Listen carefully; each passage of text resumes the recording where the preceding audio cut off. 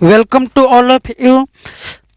जैसे कि हम नाउन टॉपिक पढ़ रहे हैं और नाउन टॉपिक में बेसिक चीज़ें को जान रहे हैं इस समय, और इसके बाद हम एग्ज़ाम लेवल के भी मतलब कंसेप्ट और रूल देखेंगे और उसके एग्जाम्पल भी देखेंगे। तो दोस्तों, हमारे यहाँ कुछ नेट इश्यू की वजह से लगातार वीडियो हम अपलोड नहीं कर पा रहे हैं, बट आपको वीडियो की मतलब लगातार डालने की हम कोशिश कर रहे हैं। आप चाहे तो हमारे यहाँ पर डिस्क्रिप्शन बॉक्स में व्हाट्सअप का ग्रुप का लिंक दिया हुआ है, उससे जुड़कर आप जुड़ सकते हैं, या टेलीग्राम ग्रुप में भी जुड़ सकते हैं, ताकि आपको वहां पर रेगुलर जब नोटिफिकेशन नहीं मिलता है कभी कभार, तो रेगुलर वीडियो वहां पर प्रोवाइड कर दिया जाएगा। जैसे हम अपलोड करेंगे वहां पर उसका लिंक शेयर कर देते हैं, तो आप वहां पर ज्वाइन कर लें। तो चलिए देर नहीं करते हैं, शुरू करते हैं।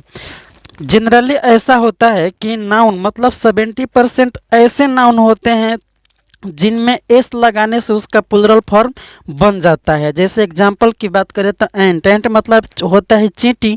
चींटी अगर हम एंट बात करें तो चींटी होता है, और इसका प्लुरल फॉर्म बात करें तो इसमें एस लगा देते हैं, एंट्स मतलब चींटियाँ, बहुत सारे चींटियाँ। बनाना मतलब केला, और बनानाज मतलब केले। मतलब एक केला हो तो वहाँ पर बनाना लिखेंगे, और एक से अधिक होगा तो उसमें हम एस लगा देंगे, बनानाज हो जाएगा। नॉर्मली इसी तरह से होता है। काऊ, काऊ मतलब गाय, और एक गाय हो तो काऊ लिखेंगे, बट एक से अधिक होगा तो उसे हम काउज लिखेंगे। और यहाँ पर भी वही चीज़ है। किंग मतलब राजा, किंग्स मतलब राजाओं। मतलब किंग एक राजा हो, एक से अधिक हो तो उसमें एस लगाकर उसका प्लुरल फॉर्म बनाते हैं। अगर एक अंडा की बात करें तो एक होगा, और इसी तरह से एक से ज़्यादा होगा तो एक्स होगा। मतलब कहने का मेरा यह है कि 70% नाउन ऐसे हैं जिनमें एस लगा देने से वो अपना प्लुरल फॉर्म में बन जाते हैं, बट 30% नाउन ऐसे हैं जो अपना रूल फॉलो करते हैं, जिन्हें जान लेना बहुत ज़रूरी है। अगर कोई हिस्ट्री का स्टूडेंट है और वो इंग्लिश पढ़ने की इच्छुक है तो उनको बेसिक चीज़ें आनी चाहिए। ये एग्ज़ाम के पॉइंट ऑफ व्यू से मतलब इम्पोर्टेंट हो या ना हो, बट उसे बेसिक चीज़ें आनी चाहिए। तो हम एक बार इसे बेसिक से लेकर चल रहे हैं, इसीलिए हमें इसको मेंशन करना उचित समझते हैं, और इसे हम यहाँ पर मेंशन कर रहे हैं बहुत अच्छा से। तो बाकी के 30% के लिए हम क्या रूल फॉलो करेंगे, चलिए उसे भी हम जल्दी जल्दी से एक एक करके देख लेते हैं। तो अभी तक से आप इतना समझ गए होंगे, उम्मीद करते हैं। बाकी के रूल भी अच्छा से समझ जाएंगे, उसके भी एग्जाम्पल हम लेंगे। तो देर नहीं करते हैं, चलिए उसे भी स्टार्ट करते हैं। कुछ स्टूडेंट ऐसे हैं जिनको ये सभी चीज़ें आती होंगी, तो कोई बात नहीं, उनका रिवीजन हो जाएगा। और कुछ ऐसे भी स्टूडेंट हैं जिनको मतलब कुछ भी नहीं आता है इंग्लिश में, तो उनका जो है ये बेसिक से शुरू, मतलब बेसिक से उनका ये अप्रोच अपना बढ़ जाएगा, अपना एक समझ बढ़ेगा। तो चलिए देखते हैं। नेक्स्ट रूल यह कहता है कि कोई भी ऐसा नाउन है जिसके इंड में एस आए, या फिर डबल एस आए, या फिर एस एच आए, या फिर सी एच आए, या जेड, या एक्स, मतलब इन सभी में से कोई भी लास्ट लेटर आएगा, मतलब लास्ट में ये आए, या फिर ये आए, या फिर ये आए, या फिर ये, या फिर मतलब इनमें से कोई भी लास्ट में आएगा, तो उसका प्लुरल बनाने के लिए हम उसमें ईएस जोड़कर प्लुरल उसका बनाते हैं। अगर हम एस की बात करें, जैसे बस, बस तो सभी लोग जानते हैं, बस का प्लुरल फॉर्म हो जाएगा बसेस, मतलब ईएस इसमें जुड़ जाएगा। कैनवेस मतलब होता है तिरपाल, तिरपाल तो आप समझते होंगे। तो तिरपाल मतलब कि कैनवेस, कैनवेस है, इसमें आया है एस, और इसका प्लुरल फॉर्म बनाना चाहें तो हम ईएस जोड़ देंगे। ठीक उसी तरह से डबल एस वाले भी हैं। क्लास एस, एस मतलब गधा, class, classes, S, S S हो जाएगा। डिश मतलब कि परोसन, भोजन की थाली को हम डिश बोलते हैं। आप फिगर से इसे बेहतर तरीके से समझ सकते हैं। देखिए आप, डिश मतलब होता है बहुत, डिश मतलब होता है भोजन, और डिशेज मतलब क्या होता है, बहुत सारे प्रकार। तो एक थाली में बहुत सारे प्रकार हो तो उसे हम डिशेस बोलते हैं। इसी तरह से यहाँ पर है चर्च, चर्च मतलब कि इसका प्लुरल बनाना चाहें तो चर्चेज हो जाएगा, यस जुड़ेगा। कोच, कोच मतलब आप समझते होंगे। कोच, कोच मतलब होता है, जैसे आप ट्रेन में यात्रा करते होंगे तो उसमें होता है स्लीपर कोच। तो आप कोच से समझ पा रहे होंगे, मतलब कि जिसमें अपना अलग अलग डिब्बा होता है, उसे हम कोच बोलते हैं। तो कोच यहाँ पर कोच से आप फिगर्स आप समझिए, ऐसे नहीं फिगर्स आप समझिए। कोच का प्लुरल फॉर्म जो है सी एच होने की वजह से लास्ट में ई एस जोड़ते हैं। इसी तरह से जेड जिसका अंत में जेड आए, जैसे क्विज, क्विज मतलब होता है प्रश्नोत्तरी। हम सभी स्टूडेंट मिलकर जैसे कि क्विज करते हैं तो क्विज मतलब प्रश्नोत्तरी होता है, लास्ट में जेड आया है तो इसका प्लुरल फॉर्म ई एस लगाते हैं। ब्लिट्ज, ब्लिट्ज मतलब क्या होता है, बमबारी, मतलब कि हवाई हमला जिसे बोलते हैं। तो इसका प्लुरल फॉर्म बनाना चाहें तो हम ई एस जोड़ेंगे। इसी तरह से हम एक्स जिसके लास्ट में, जैसे फॉक्स है तो फॉक्सेस, बॉक्स है तो बॉक्सेस। इसी तरह से मतलब कि इन इस जिन ऐसे नाउन जिनके लास्ट में इनमें से कोई भी आ जाए तो उसका प्लुरल फॉर्म बनाने के लिए हम ई एस ऐड करते हैं। अब एक वर्ड है फेज, फेज मतलब होता है तुर्की टोपी। इसका प्लुरल बनाते हैं हम तो फेजेज भी लिखते हैं और इस जेड को डबल करके भी ई एस जोड़ते हैं। तो मतलब ऐसे कुछ वर्ड हैं जिनका मतलब कुछ खास रोल होता है। तो आप ऐसे लिखे तो भी ये सही है, ऐसे लिखे तो भी सही है। हिंदी की बात करें तो फेज मतलब तुर्की टोपी, और ऐसे लिख दिए तो प्लुरल हो गया तो तुर्की टोपिया हो जाएगा। मतलब इसका प्लुरल फॉर्म तुर्की टोपिया हम हिंदी में बोल सकते हैं। अब आपको बताना है कि एक वर्ड है गैस। गैस आप सभी लोग जानते हैं, गैस का प्लुरल फॉर्म क्या होगा, इसको आप कमेंट बॉक्स में ज़रूर कमेंट कीजिएगा। मतलब अगर हम लिखना चाहें तो गैसेज लिखें या फिर GASSES ऐसे लिखें। इन दोनों में से कौन सा हमारा प्लुरल फॉर्म होगा आपको कमेंट बॉक्स में रिप्लाई करना है।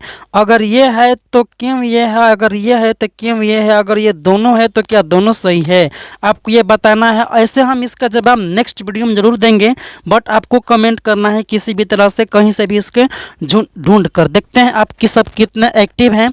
तो चलिए हम नेक्स्ट रूल की तरफ बढ़ते हैं। पीछे वाले रूल का कुछ एक्सेप्शन है, जैसे कि इसमें एक वर्ड है अस्टोमैक, मतलब सी एच लास्ट में लगा हुआ है, इसमें भी सी एच लास्ट में लगा हुआ है। रूल के अकॉर्डिंग हमने पढ़ा कि सी एच जो मतलब ऐसे नाउन जिनके लास्ट में सी एच लगा हो तो उसका प्लुरल फॉर्म ई एस जोड़कर बनाते हैं, बट इसमें एस जोड़कर प्लुरल फॉर्म बनता है। क्यों? क्योंकि ये एक्सेप्शन है इसका। इस समय इस सी एच का जो उच्चारण होता है ना वो क से होता है। जैसे इसको हम बोलना चाहें तो स्टोमैक बोलेंगे, च नहीं बोलेंगे। इसको बोलना चाहें तो इपोक बोलेंगे, इपोच नहीं बोलेंगे। तो इसी तरह से सी एच से एंडिंग है, बट इसका उच्चारण क होने के नाते, क होने की वजह से इसके लास्ट में एस लगकर इसका प्लुरल फॉर्म बनाया जाता है। तो अब नेक्स्ट रूल की बात करते हैं। जैसे कि नेक्स्ट रूल में कहा गया है कि कॉन्सोनेंट प्लस ओ, मतलब कि लास्ट में ओ होगा और ओ से पहले ठीक कॉन्सोनेंट होगा। कॉन्सोनेंट की अगर हम बात करें, कॉन्सोनेंट क्या होता है, तो कश्मीर से कन्याकुमारी तक का स्टूडेंट को पता होता है कि ये जो वर्ड है AEIOU, ये 5 जो होते हैं भावेल के अंतर्गत आते हैं। बाकी इनको छोड़ करके जितने भी है उसे कॉन्सोनेंट के नाम से हम जानते हैं। तो कॉन्सोनेंट मतलब अंत में ओ होगा और ओ से ठीक पहले कॉन्सोनेंट होगा। अगर वैसे वर्ड हमारे सामने आ जाए, उनका प्लुरल फॉर्म बनाना हो तो वैसे वर्ड के लास्ट में ईएस लगा देने से प्लुरल फॉर्म बन जाता है। जैसे हीरो, इसमें ओ आया है और ओ से पहले कॉन्सोनेंट है तो इसमें हम ईएस लगा देंगे तो इसका प्लुरल फॉर्म बन जाएगा।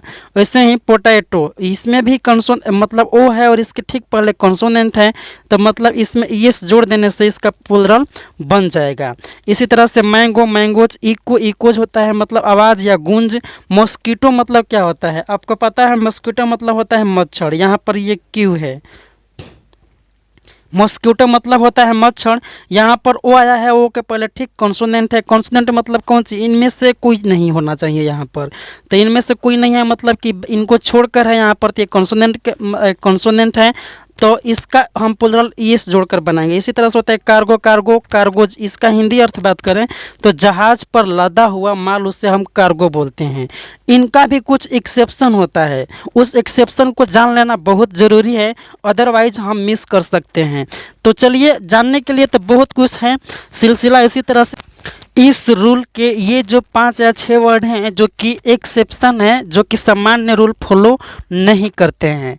कहने का मतलब अगर हम मेमेंटो की बात करें तो इसमें एस लगकर इसका प्लुरल फॉर्म बनाया जाता है। अगर इसकी हिंदी की बात करें तो स्मृति चिन्ह। स्मृति चिन्ह मतलब कि आप स्मृति चिन्ह के बारे में और अधिक जानना चाहें तो कोई भी मतलब कि एक ऐसी चिन्ह जिसे कि देखकर कुछ यादें आ जाए, उसे हम स्मृति चिन्ह के रूप में जानते हैं। तो मतलब मेमेंटो ये वर्ड है जो लास्ट में ओ लगा हुआ है और इसके पहले कंसोनेंट है, फिर भी इसका प्लुरल एस से बनाते हैं। पियानो ये जो वाद्य यंत्र होता है, ये भी लास्ट में ओ लगा हुआ है, इसके पहले कंसोनेंट है बस इसका, बट इसका प्लुरल एस लगकर बनाया जाता है। डायनेमो है, लास्ट में ओ है, इसके पहले कंसोनेंट है, इसमें भी एस लगता है। डायनेमो की अगर बात करें तब मतलब बिजली बनाने वाला यंत्र। सोलो मतलब एकल संगीत होता है, मतलब कि इस यहाँ पर भी ओ है, इसके पहले कंसोनेंट बट इसका एस लगाकर प्लुरल बनाते हैं। फोटोज रेशियो इसी तरह से हैं। ये सारे वर्ड हैं जो कि लास्ट में ओ रखते हैं और इस अपने पहले कंसोनेंट रखते हुए भी इसका प्लुरल फॉर्म जो है वो अपना प्लुरल फॉर्म बनाने के लिए, अपना प्लुरल फॉर्म के रूप में आने के लिए एस लग लेते हैं लास्ट में। तो इन सारे वर्ड को प्लुरल बनाएंगे हम, तो लास्ट में एस जोड़कर प्लुरल बनाते हैं। बात यह है कि एक्सेप्शन रूल है, मतलब कि ये 5 या 6 वर्ड होते हैं, एक दो और हो सकते हैं, बट यहाँ पर मुख्यतः इतने ही वर्ड है। और इनको हम कैसे याद रखेंगे? ट्रिक इसके लिए है कि मैंने स्मृति चिन्ह पाया। मैंने क्या पाया? तो मैंने स्मृति चिन्ह पाया। मुझे याद आ गया कुछ चीज़ें देखकर, तो हमने बोला कि मैंने स्मृति चिन्ह पाया। स्मृति चिन्ह के रूप में क्या था? तो डायनेमो था, पियानो था। डायनेमो बिजली बनाने वाला यंत्र और पियानो भी था। पियानो मतलब वाद्य यंत्र, जिस पर कि मतलब संगीत निकालने वाला एक यंत्र होता है, इसे पियानो बोलते हैं। आप पियानो देखे भी होंगे, नहीं देखे हैं तो देख लीजिए। पियानो पाया हमने, तो पियानो से याद आ गया कि हमने इस पर एकल संगीत गाया था, मतलब कि सोलो यहाँ पर हम लिख लेंगे। इसके बाद हमें अचानक ये मन में ख्याल आया कि हमें इसका फ़ोटो लेना चाहिए, तो हम यहाँ पर फ़ोटो लिए उसका, और फ़ोटो लेने के लिए हम एक रेशियो लिए मोबाइल में, जो कि 9:16 रेशियो होता है। जैसे कि मोबाइल को अगर हम सीधा देखें ना, तो सीधा ये रेशियो नहीं होता है 9:16, बट इस तरह से जब हम खींचते हैं ना, तो ये 9:16 का रेशियो होता है। तो मतलब हमने एक रेशियो में उसका अपना एक फ़ोटो लिए। तो आप समझ पा रहे हैं कि ये ट्रिक से ये सारे वर्ड जो है बहुत आसानी से याद हो जाएगा। जैसे मैंने स्मृति चिन्ह पाया, स्मृति चिन्ह मतलब मेमेंटो। स्मृति चिन्ह के रूप में क्या पाया? तो डायनेमो पाया। डायनेमो मतलब कि डायनेमो आप समझते हैं कि माने बिजली बनाने वाला यंत्र होता है। पियानो मतलब वाद्य यंत्र। तो फिर यहाँ पर सोलो मतलब एकल संगीत। फोटो मतलब कि उसका हमने फ़ोटो खींचा, और रेशियो मतलब फ़ोटो खींचने से पहले हमने एक रेशियो फिक्स किया। तो आप समझ पा रहे हैं कि ये सारे वर्ड एक्सेप्शन वाले हैं और इनको हमने ट्रिक के सहारा से आसानी से याद कर लिए। जो आगे के रूल है उसे भी हम देख लेते हैं। तो मेरे साथ लगातार बने रहिए। अगर आप अभी तक से हमारे चैनल पर नए हैं, सब्सक्राइब नहीं किए हैं, तो सब्सक्राइब कर लें और उसके बाद बनने वाले बेल आइकन को जरूर प्रेस कर लें, ताकि आपको समय समय पर नोटिफिकेशन मिलता रहे। तो चलिए उसे भी हम देख लेते हैं बारी बारी से। देखिए, आप सब सोच पा रहे होंगे कि जो नॉर्मल वर्ड हैं, जो कि रूल के अकॉर्डिंग फॉलो कर रहे हैं, उनका हम ट्रिक क्यों नहीं बना रहे हैं। तो देखिए, वो मतलब कि गिनती में फिक्स नहीं है, इसीलिए वो ट्रिक पर नहीं आ पाएंगे। वे एक दो का ट्रिक बना पाएंगे, लेकिन और वो सारे ऐसे वर्ड्स आ जाएंगे जिन पर ट्रिक ये काम नहीं करेगा। बट जो एक्सेप्शन वाले वर्ड हैं उन पर ट्रिक वर्क करेगा, चूँकि जो एक्सेप्शन वाले वर्ड हैं ना, वो फिक्स होते हैं। उन एक दो इधर उधर हो सकते हैं, बट जितने हैं उतने फिक्स हैं। तो आप समझ पा रहे हैं कि हमने एक्सेप्शन पर ही क्यों ट्रिक बनाया। तो नेक्स्ट जो रूल कहता है कि डबल भावेल, मतलब ऐसे नाउन जिनके लास्ट में डबल भावेल आए और उसका प्लुरल बनाना हो, तो उसमें हम एस लगाते हैं, तो उसका प्लुरल बन जाता है। जैसे BEE, बी मतलब होता है मधुमक्खी, इसका प्लुरल बनाना चाहें तो एस लगाएंगे, तो ये अपना प्लुरल रूप में आ जाएंगे। और बीज मतलब हो जाएगा मधुमक्खियाँ। ट्री मतलब होता है पेड़, सबको जानता है, और इसमें एस लगा देंगे तो हम ट्रीज बन जाएगा, मतलब कि बहुत सारे पेड़। तो रेडियो में भी हम एस लगाते हैं तो रेडियो हो जाता है, मतलब कि इसमें आप देख रहे हैं कि डबल भावेल आया है, डबल भावेल आया है, डबल भावेल आया है, मतलब कि जिनके अंत में डबल भावेल आया हो तो उसमें हम एस लगाते हैं। जैसे जू मतलब होता है चिड़िया खाना, इसमें भी हम एस लगाए हैं। इसी तरह से ये दो वर्ड हैं, ओ और पोर्टफोलियो, इनके भी लास्ट में दो भावेल डबल भावेल आया है और इसके ही हम प्लुरल बनाते समय एस लगाते हैं। इसकी हिंदी की अगर हम बात करें, अगर हम पोर्टफोलियो की बात करें तो इसका हिंदी अर्थ एक नहीं होता है।